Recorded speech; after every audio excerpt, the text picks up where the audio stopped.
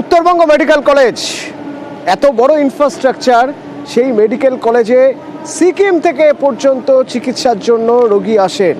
তো Uttarbanga medical college, এত বড় মেডিকেল কলেজ হাসপাতাল অসুস্থ।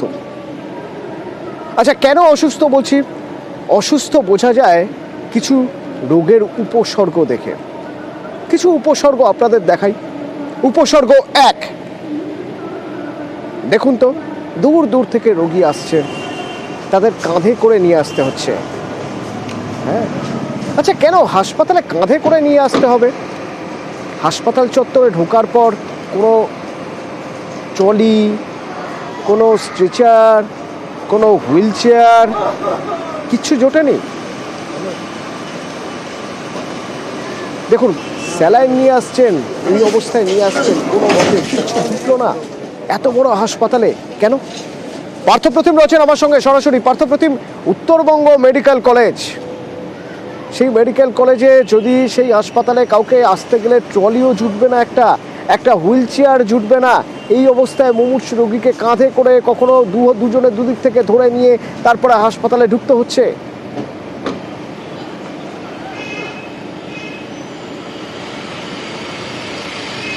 দেখো, একেবারে তাই। যে সংখ্যা এখানে রোগী প্রতিদিন আসে, বিশেষ করে আউটডোরে বা ইমার্জেন্সিতে, এবং রাতের মেডিকেলে, সেখানে ইমার্জেন্সি যত রাত বাড়ে ইমার্জেন্সিতে কিন্তু রোগীর সংখ্যা বহু করে বাড়তে থাকে। কারণ একমাত্র রেফারেল হাসপাতাল হল উত্তরবঙ্গ মেডিকেল কলেজ। সেই বাংলা আসাম সীমান্ত থেকে শুরু করে সিকিম কিংবা বিহারের কিষানগঞ্জ বিভিন্ন প্রান্ত থেকে রোগী আসে। কিন্তু এসে যে প্রথমেই তাদের দুর্ভোগে পড়তে হয় কি, যে যখন এই অ্যাম্বুলেন্স থেকে রোগীকে নিয়ে ইমার্জেন্সিতে যাবে বা আউটডোরে দেখাতে যাবে, সেই সময় কিন্তু যে কথা তুমি জানাচ্ছিলে, যে ট্রলি বা স্ট্রেচার কিন্তু নেই, রয়েছে এখানে, কিন্তু তা কিন্তু সংখ্যায় অনেক কম। এবং দীর্ঘদিন ধরে এই দাবি তারা জানিয়ে আসছে রোগী আত্মরা। এবং যদিও বা স্ট্রেচার বা ট্রলি মেলে, তাতে কিন্তু স্বাস্থ্যকর্মীদের দেখা মেলে না।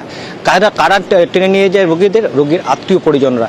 এমনকি আমরা অনেক সময় দেখে এসেছি, একে তো ট্রলি স্ট্রেচার পাওয়া যায় না পার্থপ্রতিম, আর যদি পাওয়াও যায় এরপর খুঁজতে হয় যে ভাই কে এই ট্রলিটা নিয়ে যাবেন ঠেলে, কে এই স্ট্রেচারটা, এই হুইল চেয়ারটা ঠেলে নিয়ে যাবেন। অর্থাৎ কোনো স্বাস্থ্যকর্মীর দেখা মেলে না।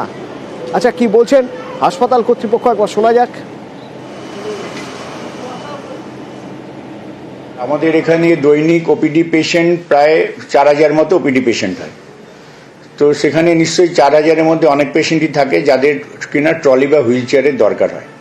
দেখা যায় যে নাম্বার অফ যে ট্রলি, সে হয়তো আমাদের টোটাল নাম্বার অফ যে পেশেন্ট আছে সেখানে একটা হিউজ সংখ্যক লাগে।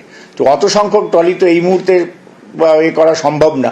তাও দেখা হচ্ছে যাতে ট্রলির সংখ্যাগুলো আরো বাড়ানো যায়। ওই যে বলছিলাম না, অনেকগুলো উপসর্গ দেখে তবে বলছি অসুস্থ উত্তরবঙ্গ মেডিকেল কলেজ হাসপাতাল। উপসর্গ নাম্বার 2, রাত বিরেতে যদি কেউ এমার্জেন্সিতে আসেন, রক্তের দরকার পড়লে কি করবেন? যারা ভুক্তভোগী তারা জানেন, তারা বলছেন কি পরিমাণ ভোগান্তি হচ্ছে। আমার বেটি হবই, ও ডেলিভারি সিসার হলো, ব্লাড পাইনি, দিয়ে এটা পাইছি, আর একটা লাগে, এইখানে বলছে কি ব্লাড নাই। ডাক্তার বললেছে কি ব্লাড লেও সব জোগাড় করে, ডাক্তার বললেছে ব্লাড জোগাড় করছে, এখানে আসলাম ব্লাড নাই। পার্থপ্রতিম, রক্তও মেলে না এখানে।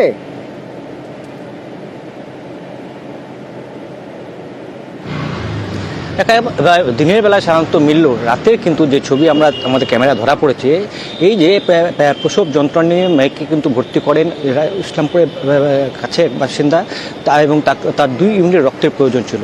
সন্ধ্যাবেলা 1 ইউনিট রক্ত সেই ব্লাড ব্যাংক থেকে নিল। রাতে যখন আবারও ডাক্তার জানিয়ে দেয় আরও 1 ইউনিট রক্ত লাগবে ইমিডিয়েট, সেই সময় কিন্তু এই প্রসূতি মেয়ের মা তিনি ছুটে যান ব্লাড ব্যাংকে এবং গিয়ে তিনি হতাশ হয়ে ফিরেন। কেননা সেই সময় ব্লাড ব্যাংকের কর্তব্যরত স্বাস্থ্যকর্মীদেরকে জানিয়ে দেয় যে এই মুহূর্তে কোনো রক্ত দেওয়া যাবে না। অর্থাৎ যে রাতে যদি রক্তের প্রয়োজন হয় তাহলে কোথায় মিলবে সেই রক্ত, সেই প্রশ্ন কিন্তু উঠছে। যদিও মেডিকেল কর্তৃপক্ষ বা যে স্বাস্থ্যকর্মী সে সময় অন ডিউটি ছিলেন সেখানে ব্লাড ব্যাংকে, তার দাবি যে এই মুহূর্তে যে একটা ইউনিট চলছে, ওই রোগীর যদি প্রয়োজন হয় নিশ্চয়ই দেওয়া হবে। কিন্তু কেন দেওয়া হলো না, এই যে মহিলা যিনি কিন্তু এসছেন ইসলামপুর থেকে এবং এসে তাকে যে হয়রানির মুখে পড়তে হচ্ছে স্বাভাবিকভাবেই, তারও কিন্তু এই মেডিকেলের যে স্বাস্থ্য পরিষেবা তা নিয়ে কিন্তু প্রশ্ন থেকেই যাচ্ছে। অতনু, স্বাভাবিক প্রশ্ন তো উঠবেই পার্থপ্রতিম। কারণ আরও উপসর্গ তো রয়েছে, সেই উপসর্গগুলো দেখানোর পরে অসুস্থ মেডিকেল কলেজ হাসপাতাল নিয়ে প্রশ্ন তো উঠবেই। রোগীদের কথা তো শুনলেন, কোনো রোগীকে স্ট্রেচার যেহেতু পাওয়া যাচ্ছে না, হুইল চেয়ার পাওয়া যাচ্ছে না, কাঁধে করে নিয়ে যেতে হচ্ছে। রক্ত রাতে পাওয়া যায় না, তাও তো শুনলেন। আজ রোগীর সঙ্গে যারা আসেন দূর দূর থেকে আসছেন, ওই যেমন পার্থপ্রতিম বলছিল ইসলামপুর থেকে একজন এসছেন, কেউ সিকিম থেকে আসেন, তারা যে এসে থাকবেনটা কোথায়? ওই দেখুন থাকার জায়গা। হ্যাঁ, রাত্রিবাসের এটাই জায়গা। করিডরের দুপাশে মশারি টাঙিয়ে যে যার নিজের মতো জায়গা দখল করে শুয়ে পড়ুন। কিন্তু হ্যাঁ, জায়গা কিন্তু আপনার একার না, জায়গা মানুষের একার নয়। সেই করিডরে টহল দিচ্ছে গরু।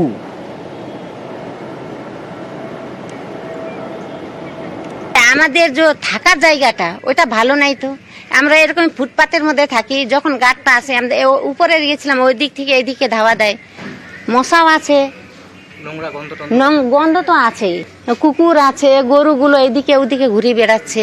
শীতে তো এখানে মানে ঠান্ডায় এইখানে কাটানো হচ্ছে, এইভাবে মশারির উপরে পলিথিন দিয়ে এই আপনাদের এই বেডগুলোর মধ্যেই। পার্টির যে প্রতীক্ষালয় থাকার সেই ব্যবস্থাটা নেই, তাই এখানেই কাটানো হচ্ছে। আমাদের তো হোটেলে থাকার মতন পয়সা নেই, তো আমাদের রুগী সিরিয়াস, তার জন্য আমরা এখানে গাছতলায় আর কি আশ্রয়টা নিচ্ছি আর কি। যে রুগী যে পেশেন্ট পার্টিদের যাতে থাকার ব্যবস্থা করা যায় সরকার থেকে, যেটা করে তাহলেও খুব ভালো হতো আর কি। হাসপাতাল সুপার কিন্তু দাবি করছেন থাকার জায়গা রয়েছে রোগীর পরিবারদের। খোলা আকাশ কেন? সেখানে তো শেল্টার রয়েছে, প্রচুর শেল্টার রয়েছে। না, সেগুলো আমাদের যেগুলো শেল্টার রয়েছে সেগুলো যদি কেউ ব্যবহার না করে তো সেখানে তো কিছু নেই। সে যদি নিজে বসে থাকে তাতে আমাদের কিছু করার নেই, তারা নিয়ার বাই বসে। কিন্তু আমাদের এখানে চারিদিকে গাইনি, মেডিসিন, সার্জিক্যাল আইসিইউ সব দিকেই আমাদের সেট রয়েছে, এবং স্পেশালি যে সার্জিক্যালের যে সেটটা রয়েছে তো সেখানেও ওরা থাকে। তো এর পরে বাকি যারা থাকে সেখানে তারা নিজের মতো করে থাকে। সেখানে তো অনেকেও থাকে যারা বাইরেও থাকে, ক্যাম্পাসের আশেপাশে যে অনেক জায়গায় ভবন বা রয়েছে সেখানেও থাকে।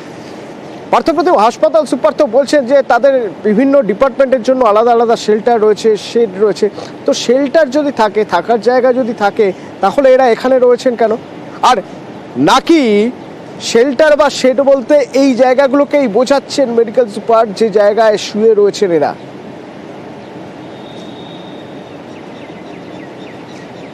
দেখো, যে নাইট শেল্টার রয়েছে তা কিন্তু পর্যাপ্ত নয়, কেননা যে সংখ্যায় রোগীর চিকিৎসা হয় বা এখানে প্রতিদিন ভর্তি হয়, ইমার্জেন্সি ওয়ার্ড হোক কিংবা আইসিইউ, শিশুতে যেসব ওয়ার্ডেই ভর্তি হোক না, কিন্তু সেই তুলনায় কিন্তু নাইট শেল্টার যেটা রয়েছে তা কিন্তু পর্যাপ্ত নয়।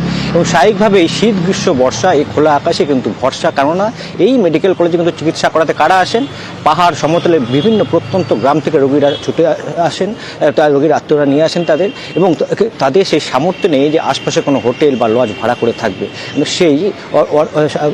সেই সামঞ্জস্য আর্থিক দিক থেকে তারা ততটা কিন্তু সবল নয়। স্বাভাবিকভাবেই এই শীত, গ্রীষ্ম, বর্ষা এই খোলা আকাশে যেমন একদিকে বর্ষা, তেমনি আমরা জানতে চেয়েছিলাম এই অবস্থা কেন। হাসপাতাল কর্তৃপক্ষের পাশাপাশি আমরা যোগাযোগ করেছিলাম গৌতম দেবের সঙ্গে, শুনুন। এটা হওয়া উচিত না। ট্রলি, স্ট্রেচার, ট্রলি বয়, এগুলো হওয়া উচিত না। কোনো জায়গায় গ্যাপ হচ্ছে, সেটা আমরা নিশ্চিতভাবে দেখবো।